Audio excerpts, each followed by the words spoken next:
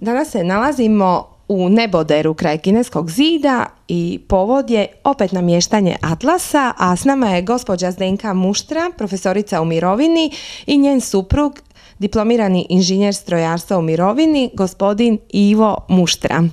Mi smo slučajno došli do vas skroz nekim drugim povodom i ja kad sam vidjela gospodina Ivu, ja sam rekla da pokušamo nešto napraviti za njega. I vi ste odmah pristali, jer računate nemate šta izgubiti, s obzirom da Ivo ima Parkinsovu bolest. I recite mi sad, nakon što smo doveli Vladimira kod vas kući i namjestili Atlas, kako se vi osjećate i kako se osjeća Ivo? Mada smo vidjeli na početku da Ivo sada već može pomalo i hodati.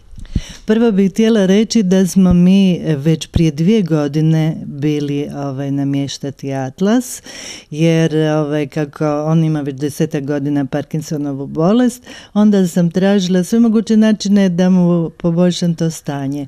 I onda sam doznala kako metoda namještanja Atlasa pomaže pri rješavanju raznih problema, jer taj pomaknuti Atlas pritiče lednu moždinu i živce i onemogućava protok i cirkulaciju do mozga i od mozga do perifernih. A kako i sama ova Parkinsonova bolest zbog pomanjkanja dopamina u mozgu onemogućava sposobnost kontroliranja tjelesnih pokreta, mislila sam to će mi fino pomoći.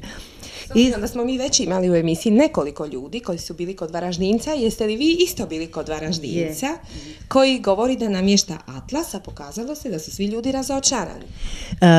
Prvo, ja nisam znala za nikog drugog. Ne znam da li prije 2 godine gospodin Tobljenović još radio u Splitu, ja mislim da nije. Počeli su prije 2 godine, ali taman tada je počeo i Varaždinac nudeći bezbolno i jeftino. Da. Jednostavno čovjek je govorio da namješta Atlas, ali evo mi iz emisije imamo svjedočenja da ljudi nisu namjestili Atlas. Da, evo i tako smo i mi došli tamo. Postupak, metoda je bila bezbolna, normalno bilo je jeftinije, ali sad isto kad se sjetim toga, pitam se pa kako mi je mogao namjestiti bezbolno nešto? Jer na koncu konca kad čovjek slomi ruku ili iščaši, normalno da ti ga namjesti čovjek da treba boliti. Nas nije ništa bolilo, kao da smo došli na masažu lijepo. I takvi su i bili rezultati. Takvi su bili, poboljšanja nije bilo nikakvog, ali ja sam onda to mislila, nije Atlas kriv, nije uzrok naših problema koje smo imali. A hvala Bogu i ja sam imala problema, jer oboje smo bili na kontroli Atlasa. I sad na namještanju Atlasa. A sad kad smo bili kod gospodina Tomljenovića, odmah mi je suprug dobio poboljšanja. Sad ću reći koja. Prvo, imao je zadebljanje veliko na vratu. Mnogi ljudi imaju zadebljanje na vratu i misle da mora biti. Bila kao neka grbica stršilo je. Međutim, sada je to lijepo, se može mekano, gibljivo, glavu može okretati lijevo, desno, što prije nije mogao. Puno je nekako gibljiviji, življi, veselije priča. Zapravo prije samo nešto mumljao ko medo. Tako je bilo i kad smo mi prvi put došli, vi ste nama rekli kao ona ne može govoriti razgovjetno. I onda kad smo došli drugi put, nakon namještanja, meni je bilo veliko iznenađenje kad je on meni rekao u subotu i nedjelju dolazi papa za 3 dana. Znači sve se uključuje u razgovor i sada razgovjetno priča. Bistro gleda, budući da je u invalidskim kolicima, mislim više ne može hodati, međutim on svako malo hoće da hoda. Evo, prije uz pomoć patronažne sestre ili fizioterapeutice, on bi samo lagane neke male koračiće radio, sad već on velike korake radi. Želi, diže se non stop, on bi non stop hodao, non stop bi išao nekud, baš je on pun volje, ne znam, ko da se preporodio.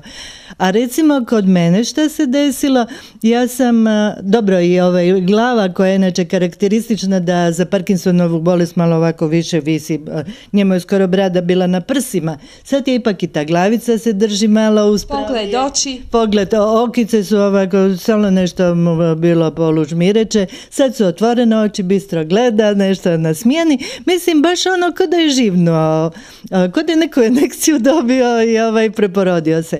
A kod mene, ja sam imala isto problema sa vratnom i lumbalnom kralježnicom, ja tu na leđima teret, ajme sve me boli i tako dalje.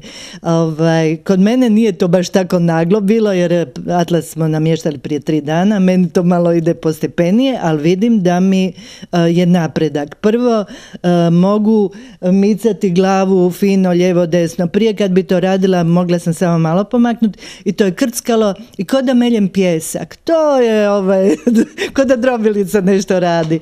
Sad to bez ikakvog šuma, fino mogu pokretati glavu lijevo desno, vidim da se uspravnije držim, tu više ne osjećam da imam neki teret, a reakcija mi je bila prve dane.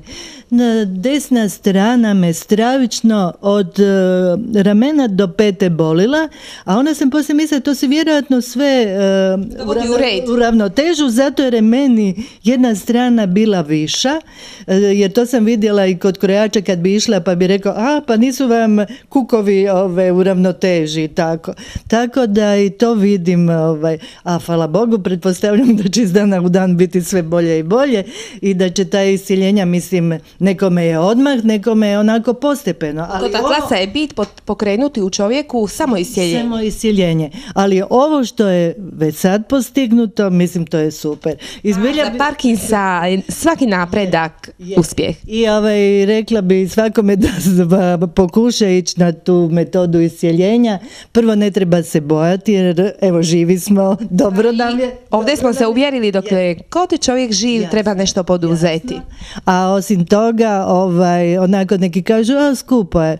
Kada su u pitanju metalni ljubimci, onda nam ništa nije skupo. Pokvari se auto, ništa te nije briga koliko košta, iskešaš koliko treba, sav sretan. A kad treba uložiti u svoje zdravlje, onda smo malo skeptični, ajme ovo, ono, a kad se pojavi zbilja bolest u pravom obimu, onda je već i kasno. A kada izgubimo zdravlje? O Bože, a šta ćemo onda pričati o tome? A za auto, svake godine za registraciju? Da. To nema problema, to bez problema. Ovo je jedan put jedini u životu. Da, tim više još sam išla baš na namještanje, zato je rečeno atlas se namjesti za cijeli život, a mi kao prije 2 godine namjestili atlasa, u stvari ništa nismo namjestili. Ništa.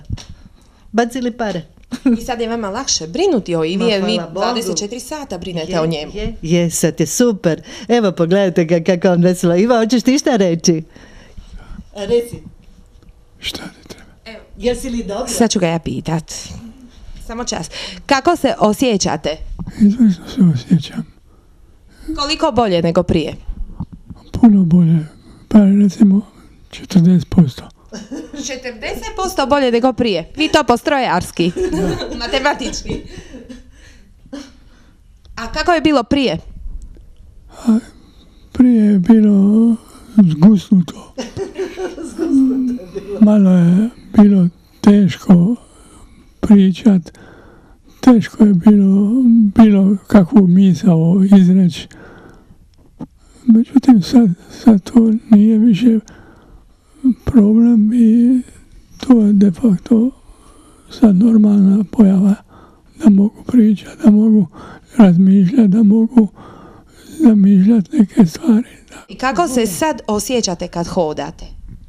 Sad se puno bolje osjećam nego drugačije i plus toga imam osjećaj da sam sve bliži i bliži prohodu.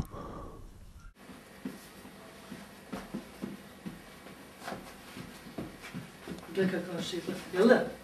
Super. Idemo se okrenuti. Evo, prije se nije znao ni okrenuti jer bi I glava je drugačija bila, pa se teže okrene. Znači nije mogla se sam okrenuti. Ma mislim, ne, izgubio bi se s nogama. Aha, super. Pa ja sam vidjela kad smo jučer išli kreni kako noge nisu s lakoćom krenile, inače. A sad puno lakše noge.